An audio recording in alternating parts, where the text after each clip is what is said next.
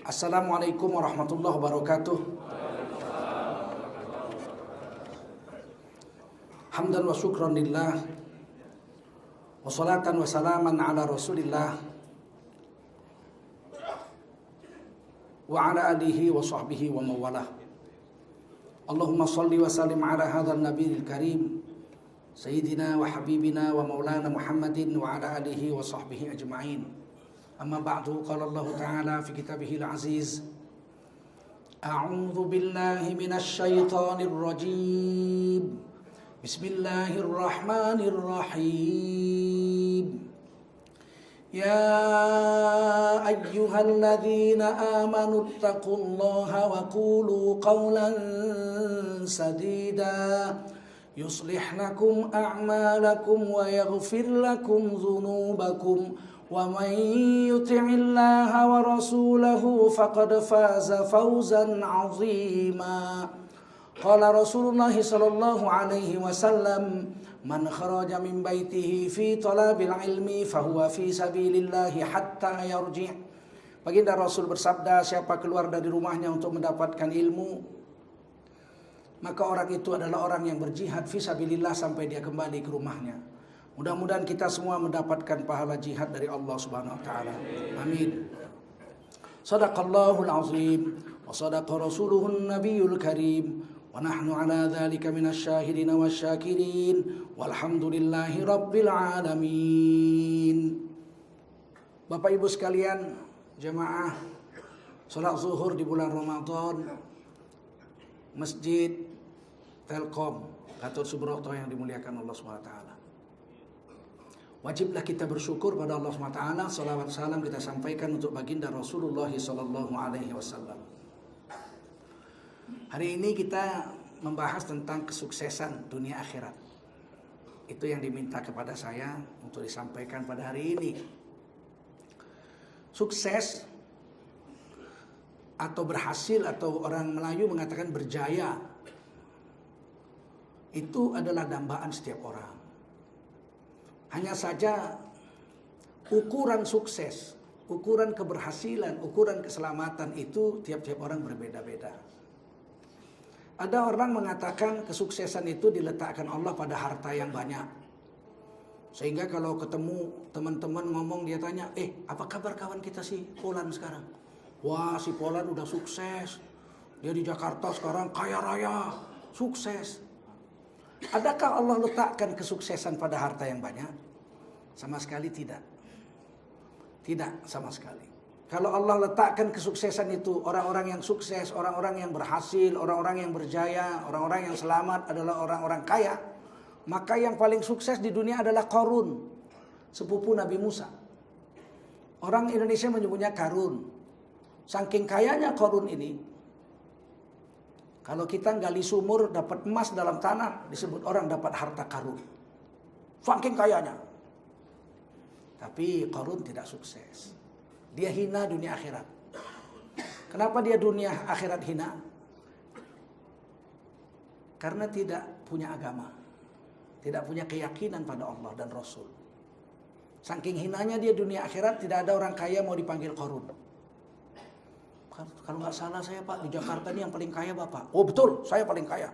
Harta saya sekian puluh triliun. Wah, berarti Bapak lah Qarunnya Jakarta ini. Ditabok kita. Menghina kamu ya, katanya. Menghina kamu ya, berarti hina. Ada orang mengatakan kesuksesan itu diletakkan pada pangkat yang tinggi. Ukurannya pangkat tinggi. Sehingga kalau ketemu, apa kabar kawan kita si Anu dulu? Wah, udah sukses dia. Sekarang sudah jadi menteri. Wah, orang kesayangan presiden. Atau bahkan jadi presiden sekalian. Adakah Allah letakkan kejayaan atau kesuksesan itu pada pangkat yang tinggi? Tidak. Kalau tinggi-tinggian pangkat, paling tinggi pangkat Fir'aun. Lahir jadi pangeran, mati jadi raja. Tidak ada satu rakyatnya berani ngelawan Fir'aun. Disuruh sujud semua. Fasjudu liya, sujud semua sama aku. Sujud satu Mesir, sujud semua. Di tengah-tengah umatnya, rakyatnya sujud tuh dia menjerit, Ana rabbukumul a'la, akulah Tuhanmu yang maha tinggi. Satu kitab tafsir menuliskan, waktu dia bilang, akulah Tuhanmu maha tinggi, Iblis sampai kaget. "Yeah," kata iblis. "Gila kamu," kata iblis. "Saya aja iblis nggak berani ngaku Tuhan. Memang kamu lebih iblis dari saya," kata iblis. Iblis saja manggil Tuhan ya Rabbi. Ya Rabbi. Wahai Tuhanku. Cuman dia membangkang. Dilawannya Tuhan. Tapi dia tetap mengakui dia Tuhan. Allah itu Tuhannya. Ya Rabbi. Wahai Tuhanku. Fanzirni. Tangguhkan kematianku. Hatta yauma yub'atsun. Sampai hari kiamat. Dia panggil ya Rabbi. Tapi dia gak mau tunduk dengan perintah Allah. Sombong. Gengsi. Sujud ta'zim kepada Nabi Adam. Gengsi. Sebab dia penghulu malaikat. Dia lebih senior. Dan dia bilang, "Ana khairu minhu," aku lebih baik daripada Adam. Khalaqtahu min tin wa khalaqtani min nar. Wa khalaqtahu min tin. Kau jadikan aku daripada api, kau jadikan Nabi Adam dari tanah. Aku lebih baik. Ngapain aku sujud hormat? Ini sujudnya sujud hormat. Bukan sujud lit ta'abbud, bukan sujud menyembah. Kalau sujud menyembah, tidak mungkin Allah menyuruh malaikat sujud menyembah Nabi Adam. Kafirlah semua, musyrik. Sujudnya sujud hormat, lit ta'zim. Fasajadu, semua malaikat sujud. Illa iblis, kecuali iblis nggak mau. Aba wastakbar, congkak dan sombong iblis. Wa kana minal kafirin, jadilah dia kafir. Kelompok orang kafir, kelompok bangsa yang kafir. Nah, saudara-saudara yang mulia, ini perlu diluruskan juga nih. Sujud ta'zim ini. Sekitar 5 tahun yang lalu ada itu beredar tuh. Ditanya kepada saya oleh kawan-kawan dari pers. Di Jawa Tengah ada sekolah mengharamkan hormat bendera. Dan saya dengar langsung itu di berita itu, dia bilang, "Kami di sini haram hormat bendera, syirik." Waduh, hormat bendera kok syirik? Yang syirik itu menyembah bendera. Benderahu akbar, itu baru syirik. Kalau ta'zim hormat, sahabat Nabi membela bendera Rasulullah itu sampai putus-putus badannya. Kita lihat kisah Mus'ab bin Umair radhiyallahu anhu. Pegang bendera perang Rasulullah. Datang musuh, dibacok tangannya, putus. Pindah sebelah kiri. Tangan kanan sudah putus. Datang musuh lagi, dibacok tangan kirinya, putus. Dipeluk bendera itu dengan dadanya dan berdarah-darah. Tangannya sebatas siku yang putus itu. Namun bendera tidak dilepas. Datang musuh lagi, dibacok pinggangnya, putus 2. Beliau terjatuh ke bumi.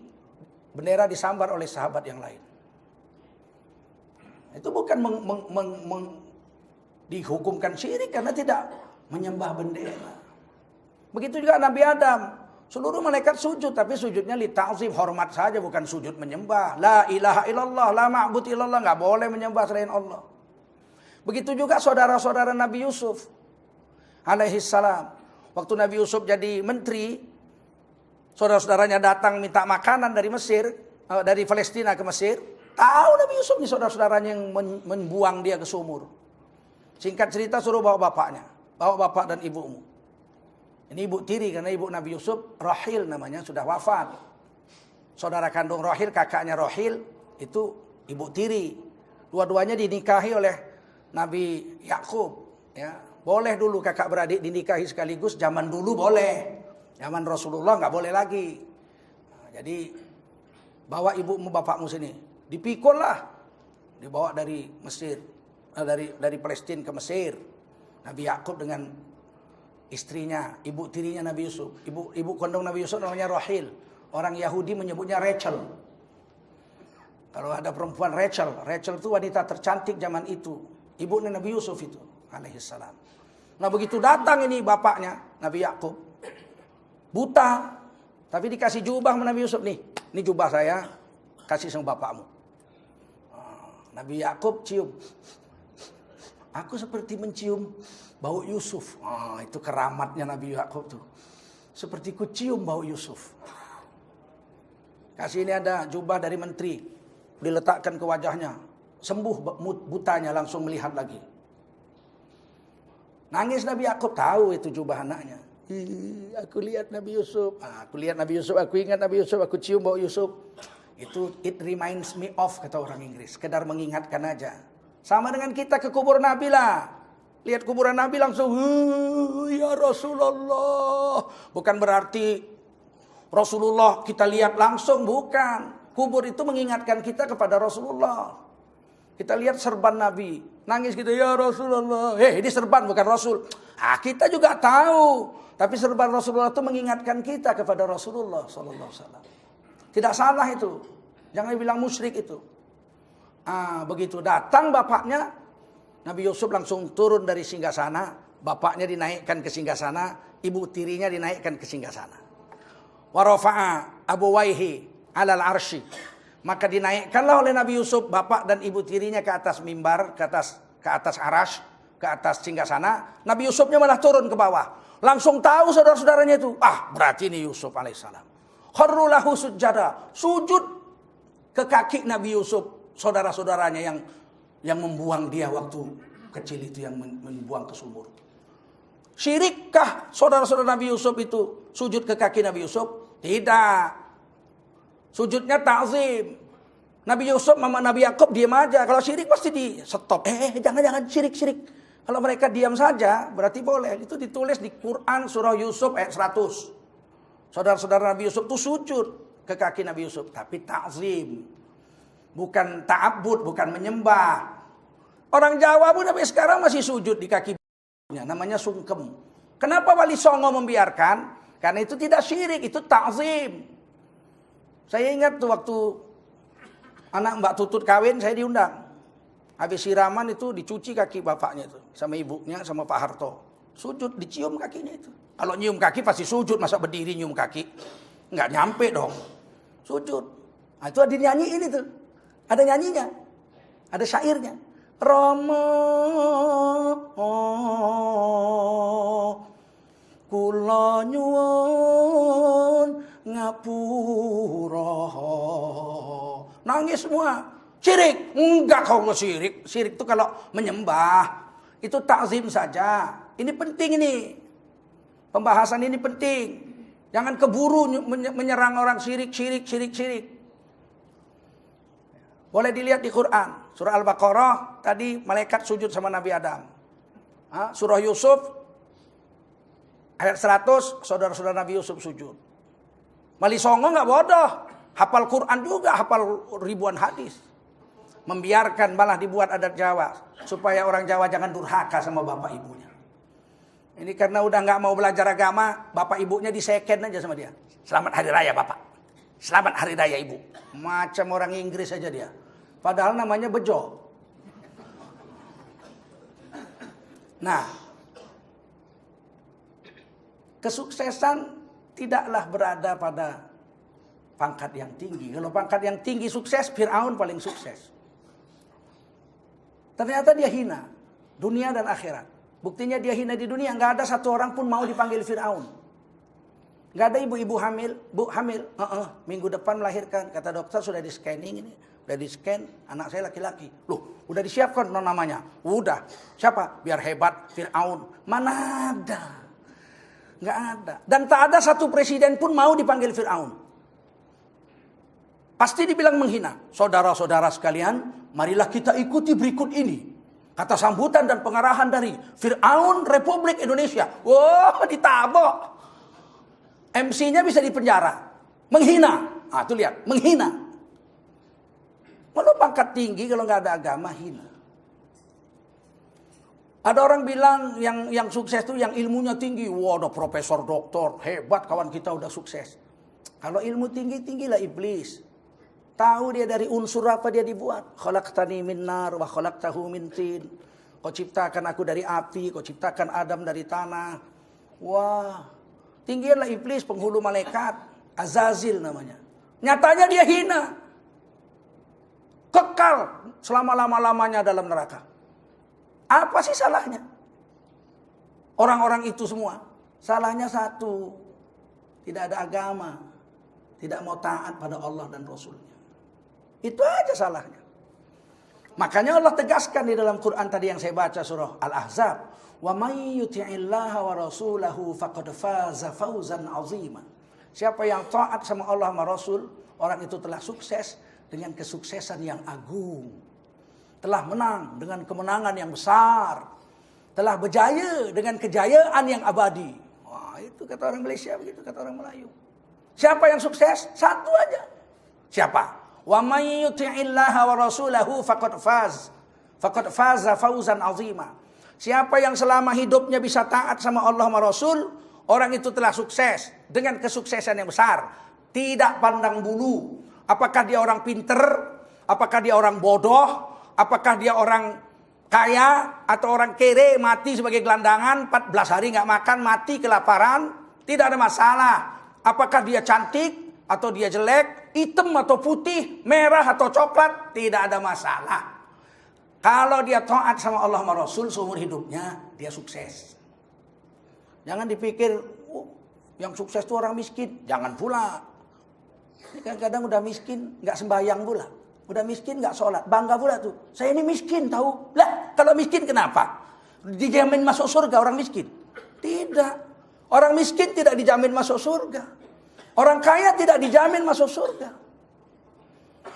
Orang pinter tidak dijamin masuk surga. Orang bodoh pun tidak dijamin masuk surga. Nggak usah bangga dengan itu. Yang dijamin masuk surga, yang mendapat kesuksesan yang agung, adalah orang yang taat sama Allah sama Rasul seumur hidupnya. Kesuksesan di akhirat sama saja. Kesuksesan di akhirat hanya satu juga. Kalau di dunia kesuksesan hanya satu, yang bisa taat sama Allah sama Rasul, di akhirat juga kesuksesan hanya satu. Yaitu orang yang selamat dari neraka masuk surga. Sukses. Habis. Yang lain nggak ada. Mau dia di dunia orang miskin, mau di dunia orang kaya, mau dia di dunia ini umat Nabi Muhammad, mau di dunia ini umat Nabi Musa, mau di dunia ini umat Nabi Harun, mau di dunia ini umat Nabi Sulaiman. Tidak peduli.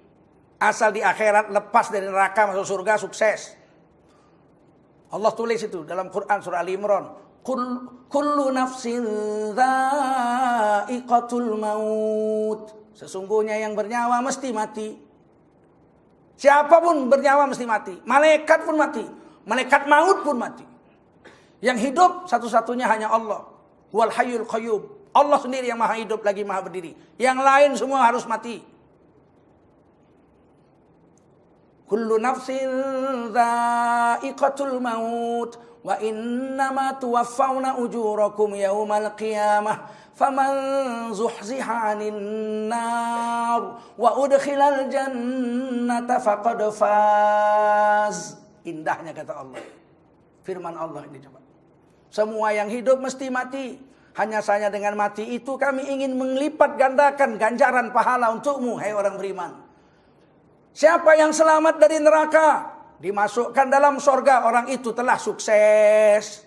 Wa mal hayatud dunya illa mata'ul ghurur. Ini hidup dunia hanya perhiasan palsu saja.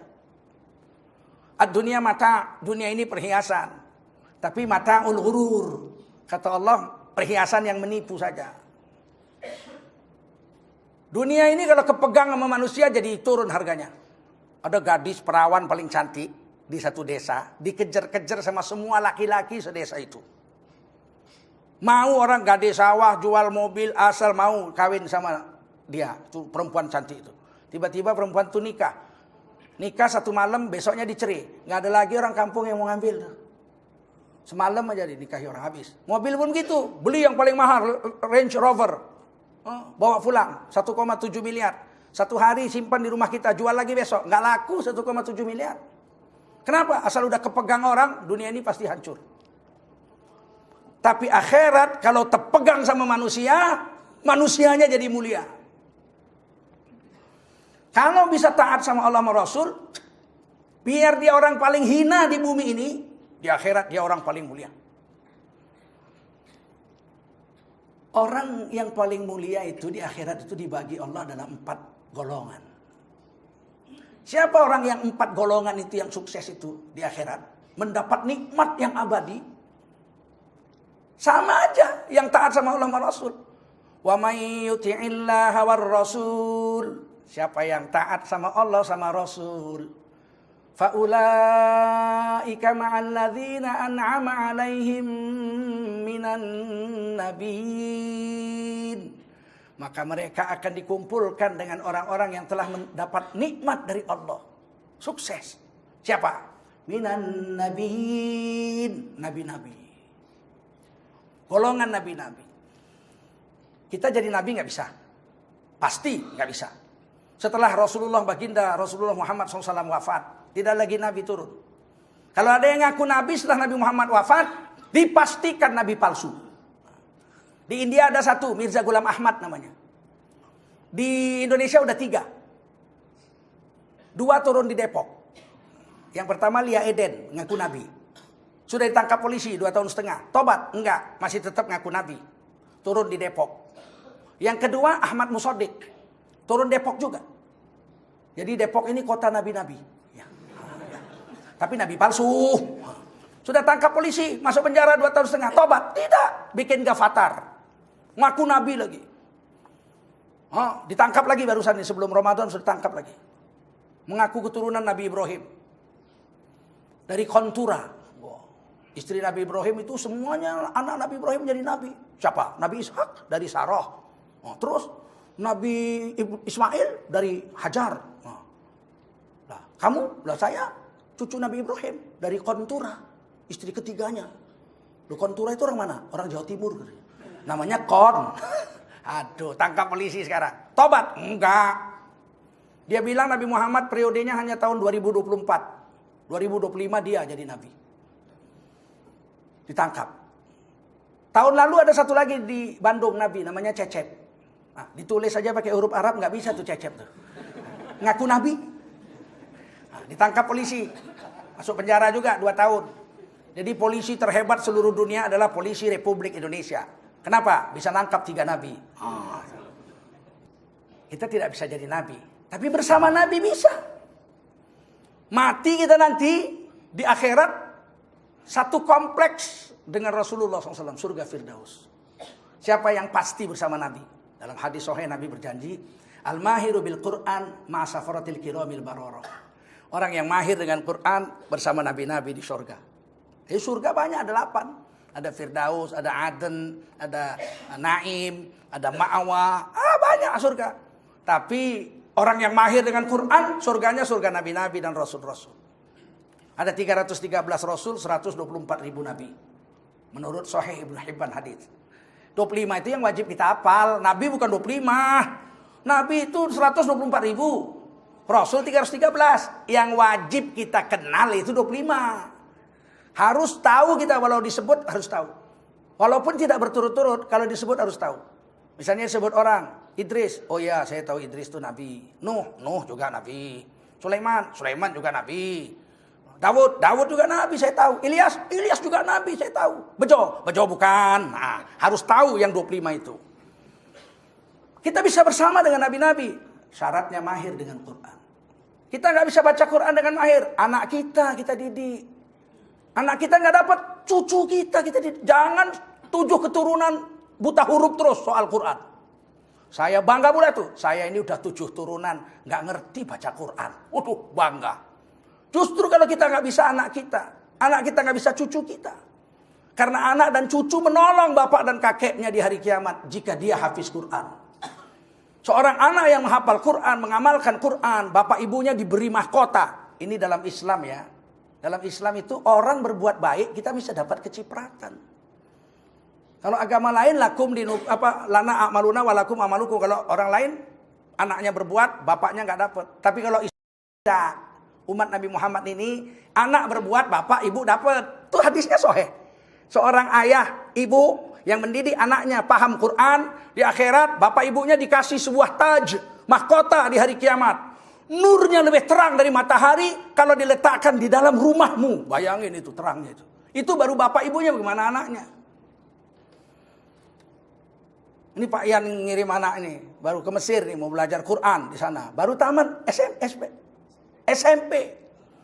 Pisah nggak apa-apa, kita pisah sama anak kita. Demi apa? Supaya dia jadi mahir baca Quran. Dia nanti bersama dengan Nabi, kita bapak ibunya ditarik sama dia ikut.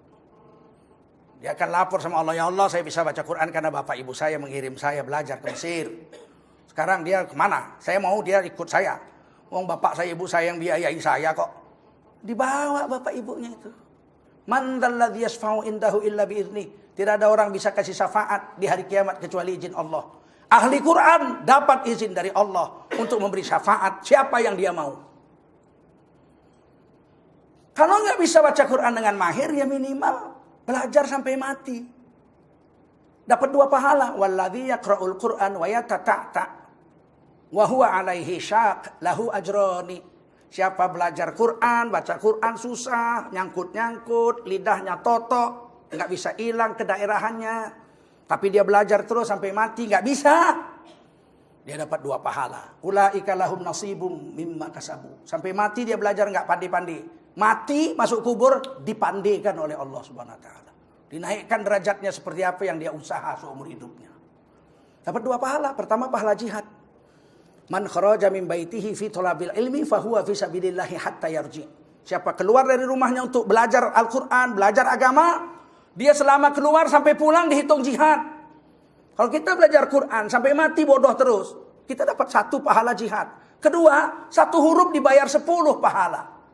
Man qara'a harfan min kitabillah fahuwa bihil hasanah wal hasanatu bi asyri amsalihha. Siapa baca Quran 1 huruf diberi 1 pahala, 1 hasanah. 1 hasanah diganjari 10 pahala. La aqulu alif lam mim harfun, walakin alif harfun wa lam harfun wa mim harfun. Aku baginda Rasul kata Nabi tidak mengatakan alif lam mim 1 huruf, tapi alif 1 huruf, lam 1 huruf, mim 1 huruf. Alif lam mim dapat pahala 30. Ini pun penting juga diberitahu. Sebab sudah ada sekarang ini penceramah-penceramah yang mengatakan, saudara-saudara, gak usah baca Quran. Kalau gak ngerti artinya tidak berpahala. Loh, kok jadi nabi baru dia? Rasulullah bilang baca Quran 1 huruf, tidak tahu artinya, dapat pahala 10. Saya tanya dulu, alif, lam, mim, apa artinya? Ada yang tahu? Ada? Nabi pun tidak tahu artinya alif lam mim. Hanya Allah yang tahu artinya. Tapi Nabi menjamin dalam hadis Hasan Sahih riwayat Tirmidzi, siapa baca alif lam mim, walau hanya Allah yang tahu artinya, dia dapat 30 pahala. Kok tiba-tiba ada penceramah bilang, kalau baca Quran nggak tahu artinya tidak berpahala. Ini Nabi baru turun di condet mungkin. Jangan menabrak ajaran Nabi. Jangan menabrak ajaran Nabi. Agama nggak boleh ngarang-ngarang. Harus ada tuntunannya agama ini. Jadi kita nggak usah putus asa belajar ngaji. Kita nggak dapat ilmu seumur hidup ngaji tidak berdosa. Yang berdosa itu nggak mau ngaji. Yang wajib bukan mendapatkan ilmu. Utlubul ilma faridatun ala kulli muslim. Menuntut ilmu itu wajib bagi setiap orang Islam.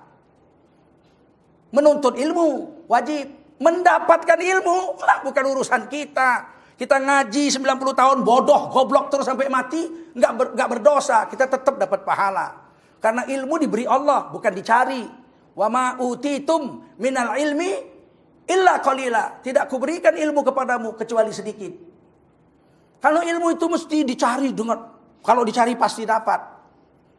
Pastilah setiap orang ngaji di kelas yang sama, ilmunya sama. Ada 30 orang murid di kelas yang sama, diajari guru yang sama, dengan kitab yang sama, ya kan? Tamat, sama nggak ilmunya? Tidak sama. Itu membuktikan ilmu Allah beri.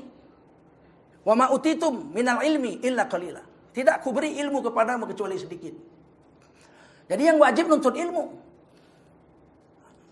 Walaupun kita baca Quran tersendat-sendat, Allah senang. Baginda Rasul bangga. Guru kita yang stres, fala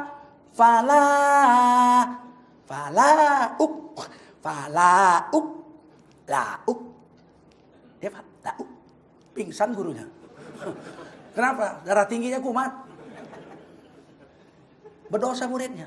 Tidak, muridnya dapat 2 pahala kata Rasulullah. Bisa mahir bersama Nabi di surga. Yang kedua yang akan bersama Nabi, kata Nabi, ana wa kafilul yatim hakadha. Ana wa kafilul yatim hakadha.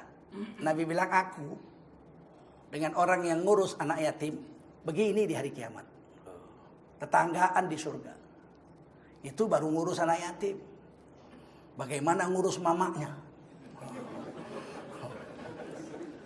Kok ketawa kalian? Mama, bukan mama si yatim itu. Ngurus mama kandungnya. Ngurus ibu kandung kita. Kalau ngurus anak yatim begini di sorga bagaimana kalau ngurus ibu kandung kita begini di sorga dengan Nabi? Kalau kita ngurus anak yatim aja begini di sorga sama Nabi, bagaimana mengurus bapak kita begini sama Nabi di sorga? Siapa memandang wajah bapaknya dengan rasa cinta, dia mendapatkan pahala umroh di sisi Allah SWT. Tiap hari bisa dapat pahala umroh. Bangun pagi ketuk pintu kamar bapak kita. Assalamualaikum Pak. Waalaikumsalam. Aduh Pak, pripun kabari saya nggih. Wah, monggo Pak, dahar mawon Pak. Monggo Pak. Gitu aja dapat pahala umroh. Itulah orang Jawa ya, nggak mungkin durhaka harusnya jadi orang Jawa. Karena sabab bapaknya dia pakai bahasa kromo inggil. Itu kan dari Quran itu wa kullahuma qaulan karima. Pakailah bahasa kromo sama bapakmu. Karima itu bahasa Arab. Ditulis pakai huruf Arab, ditulis pakai huruf Jawa jadi kromo. Kan orang Jawa cuma 20 hurufnya. Ono coroko, doto sopolo, podo jokonya, bongo boto. Karimun jadi kromo. Wa kullahuma qaulan karima. Pakailah bahasa kromo sama ibumu, sama bapakmu. Mana mungkin durhaka kalau pakai bahasa kromo. Kan nggak berani orang Jawa manggil bapaknya makan. Pak, nyekeo. Loh, nggak berani. Mengurus bapak ibu. Kalau senyum dengan kasih sayang aja memandang wajah bapak kita, dapat pahala umroh. Bagaimana memandang wajah ibu dengan rasa cinta? Ibu itu 3 kali bapak. Sorga berada di bawah telapak kaki ibu. Sayang hari ini kita orang Islam, bapak ibu kita udah jompo kita buang. Tolak menolak, itu tiket masuk sorga kok dibuang. Telepon, Dek, apa? Ini bapak udah tua ini, angkat aja lah ke rumahmu. Repot aku dibikinnya. Ya, kata adiknya, ya abang lah yang paling tua. Aku udah capek nih, kau aja lah. Kau yang sekolah paling tinggi sampai ke Jepang. Kau lah. Ya, sianulah. Tolak menolak, tiket masuk surga dibuang. Innalillahi wa inna ilaihi raji'un. Yang lebih kejam bapak ibunya dibuang ke panti jompo. Macam orang nggak punya agama aja. Kalau orang barat iya, udah sukses dia, bapak ibunya dibuangnya ke panti jompo. Saya ingat dulu tahun 80-an itu.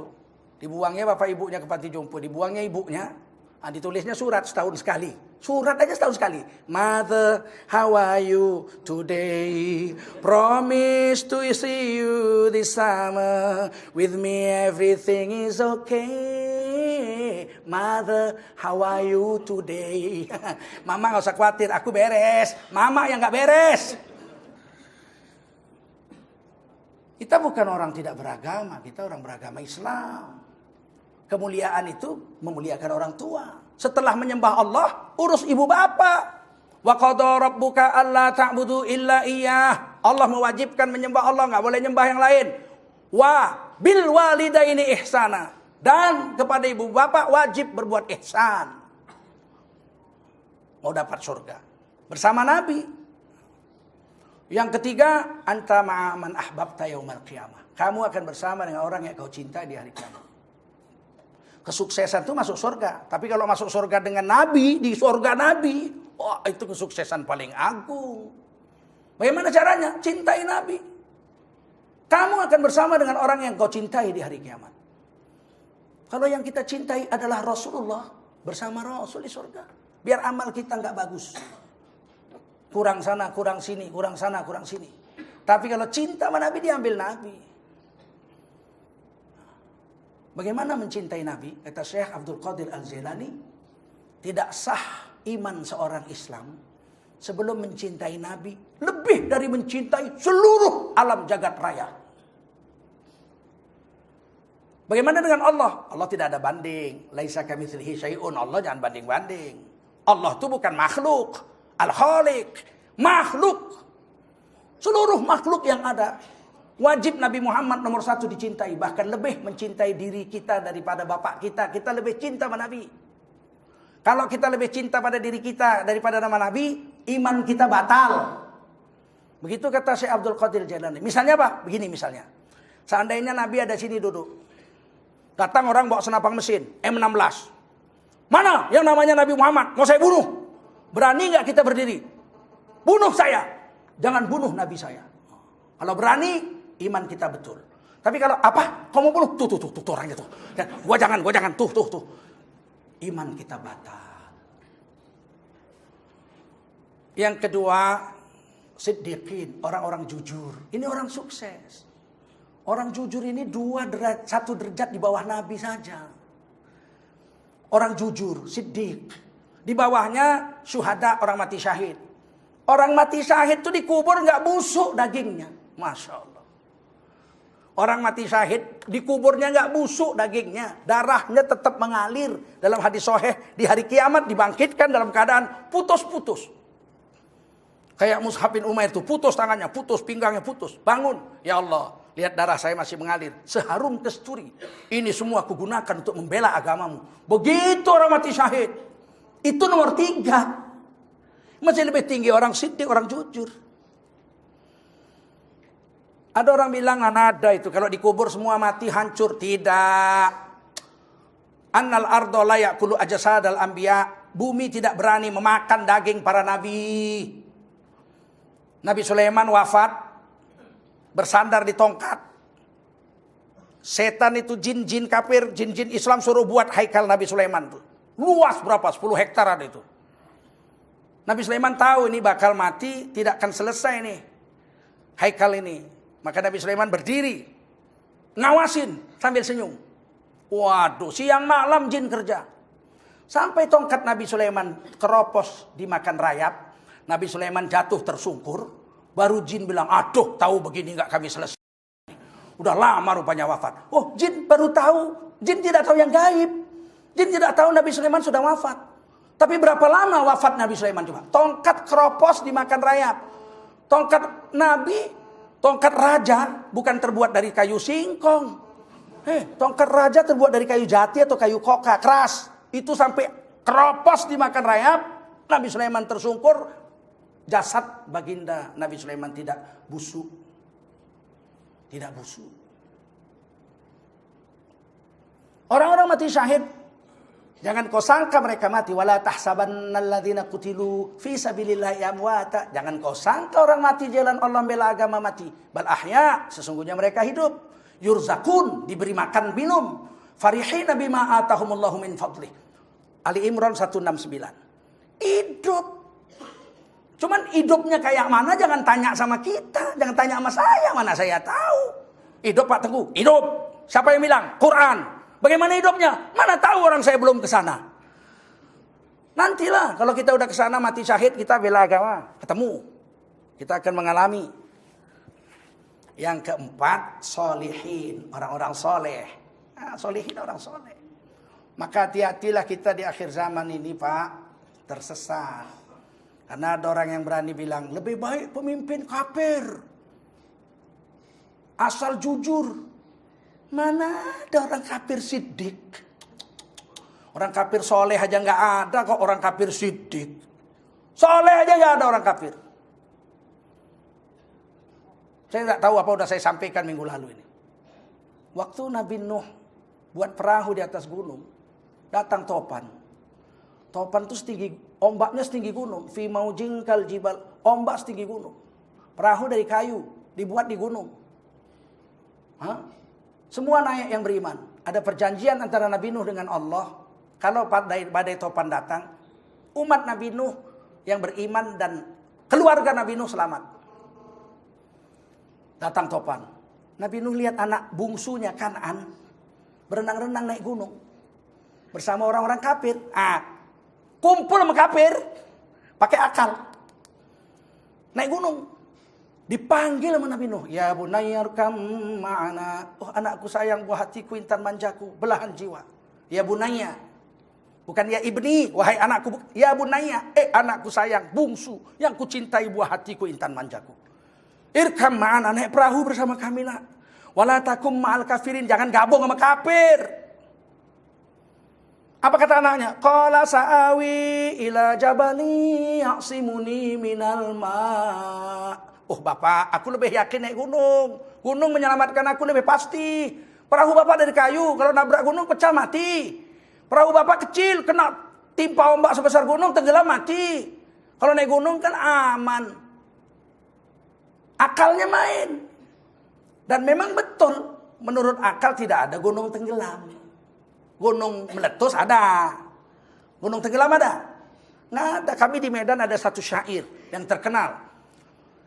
Kalau meletus Gunung Sibaya sayang. Kalau meletus Gunung Sibaya, alamat Medan menjadi abu. Medan bakal jadi abu. Dayungku putus layarku koyak, kemana arah sayang hendak ku tuju. Kalau meletus Gunung Sibaya, nggak ada syairnya. Kalau tenggelam Gunung Sibaya, nggak ada. Gila lah kita kalau tenggelam gunung.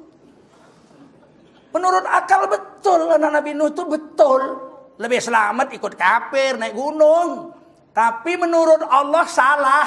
Harus taat sama Allah sama Rasul. Allah bilang, Rasul bilang naik perahu. Dia naik gunung. Wa kana minal mughraqin. Jadilah dia ditenggelamkan bersama orang-orang kafir. Ketika badai sudah reda, Nabi Nuh dapati anak yang disayanginya, anak bungsunya Kan'an mati.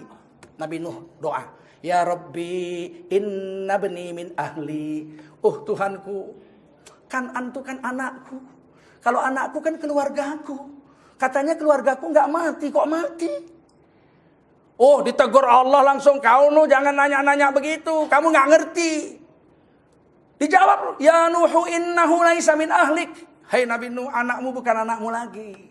Bukan keluargamu anakmu itu, coret dari keluarga Nabi. Walau anak kandung. Innahu amalun ghairu salih. Dia beramal tapi amalnya tidak soleh. Kafir jadi soleh aja nggak bisa, apalagi jadi siddiq. Jangan main-main lah dengan agama. Nggak usah sok bangga dengan kafir. Nggak usah. Dia banyak duitnya. Terus duit kenapa? Manfaat rupanya. Oh, saya kalau tim sukses dia dapat mobil, dapat istri baru, rumah baru, mobil, semua dapat baru. Rupanya kalau hartamu banyak itu pasti jadi rezekimu. Tidak, berapa banyak orang punya harta banyak, rezekinya sedikit. Duit 70 miliar, mobil 12, bini 4, rumah 10. Tapi Allah pastikan dia dapat rezeki sedikit. Kena penyakit ya namanya stroke bengkok. Habis duit 70 miliar nggak ada guna. Sup buntut nggak boleh makan. Ayam nggak boleh makan. Jeroan nggak boleh makan. Soto nggak boleh makan. Ikan asin nggak boleh makan. Kolak pisang manis nggak boleh makan. Penyakitan dia. Kena semua diabetes. Kena semua komplikasi. Dia cuma makan bubur di blender pakai rebus bayam nggak pakai garam. Persis muntah kucing. Itulah dimakan. Duit 70 miliar. Mobil 10. Kemana-mana naik kursi roda. Yang naik mobil supirnya sama pembantunya. Sudahlah, kalau mau sukses di akhirat satu saja. Taat sama Allah sama Rasul. Kalau Quran bilang pilihlah pemimpin yang Islam, yang Muslim. Nggak usah ngeles lah. Pilih pemimpin Muslim, kata Quran. Jangan tapi. Yang bikin celaka manusia itu tapinya itu. Memang Quran bilang pilih pemimpin Islam. Tapi Quran kok ditapikan. Jangan ditapikan Quran. Rasulullah menyuruh milih pemimpin yang Muslim. Tapi Rasul kok ditapikan. Jangan tapi. Nanti menyesal di kubur. Iman ini diperiksa di kubur. Amal soleh diperiksa di akhirat. Amal yang nomor 1 diperiksa di akhirat sholat. Kalau sholat beres, yang lain nggak diperiksa. Sudah beres sholat, udah yang lain anggap beres saja. Tapi kalau sholat nggak beres, yang lain semua diperiksa. Kata Nabi tidak ada satu orang pun yang lolos dari pemeriksaan hari kiamat. Diperiksa KPK aja 8 jam muntah. Apalagi diperiksa Allah Subhanahu wa taala di hari kiamat. Nampak semua di syuting dari lahir sampai mati. Bingung dia. Loh, waktu aku zina itu Allah dulu masuk hotel mati lampu semua saya. Kok bisa nampak berwarna? Yang syuting ini bukan forum saling sapa. Bukan saling sapa.com yang syuting ini. Kiraman Katibin yang syuting ini. Menyesal nanti, menyesal. Di kubur yang diperiksa iman. Nah, kalau di akhirat amal. Makanya orang Mu'tazilah bilang nggak ada itu siksa kubur. Orang belum diperiksa kok sudah disiksa. Sudah dikubur, sudah diperiksa. Yang diperiksa iman. Kalau imannya nggak beres, dikubur disiksa. Di akhirat diperiksa amal. Kalau amalnya nggak beres, masuk neraka. Begitu. Apa pertanyaan di kubur? 4 saja. Pertama, man rabbuka? Siapa Tuhan yang kau sembah? Kalau kita seumur hidup menjaga sholat, amal kita yang akan jawab, Allahu Rabbi. Sembahanku hanya Allah, nggak ada yang lain. Nggak pernah nyembahnya ya Roro Kidul saya. Pokoknya hanya Allah. La ilaha illallah. La ma'bud illallah. Pertanyaan kedua. Ma imamuka. Apa kitab pegangan hidupmu? Pedoman hidupmu apa? Kalau kita seumur hidup ikut dengan Quran. Tanpa tapi-tapi. Ya amal kita akan menjawab. Al-Quranu imami. Itu ditanya. Apa pedomanmu? Majalah Tempo? Koran Kompas? Metro TV? Atau Quran? Tanya. Pertanyaan ketiga, man nabiyuka? Siapa nabimu? Kalau kita memang taat sama Rasul, sunnah Nabi kita yakini, kita ikuti sampai mati. Keliru, tobat, jalan lagi. Jatuh, bangun, jalan lagi.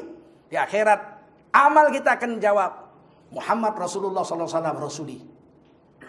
Sampai sini aja ceramah kita, udah lewat 10 menit. Nggak ada waktu ya tanya jawab ya. Nah, nggak apa-apa, pokoknya ingat aja. Ditanya nanti di kubur, man ikhwanuka, siapa temanmu? Subhanallah bihamdihi, subhanakallahumma wa bihamdika, asyhadu an la ilaha illa anta astaghfiruka wa atubu ilaik. Allahumma sholli ala nabiyyina Muhammadin fil awwalina wal akhirin. Rabbana zidna ilman nafi'a waftah lana fatham mubina fa innaka khairul fatihin. Waghfir lana wa liwalidina wa li jami'il muslimina wal muslimat bi rahmatika nastaghits. Rabbana atina fid dunya hasanah wa fil akhirati hasanatan wa qina adzabannar. Wa sallallahu wasallam ala sayidina Muhammadin wa ala alihi wa sahbihi ajma'in. Subhana rabbika rabbil izzati amma yasifun wa salamun alal mursalin walhamdulillahi rabbil alamin. Wassalamualaikum warahmatullahi wabarakatuh. Aplikasi Android Saling Sapa sudah tersedia di Play Store. Download gratis aplikasinya sekarang juga dan install di ponsel Anda. Simak dan koleksi video maupun audionya. Kini jadi lebih mudah, menyenangkan, praktis, efisien, kapan saja dan di mana saja. Raih keberkahan dalam kemudahan. Salingsapa.com. Berteman dalam kebaikan.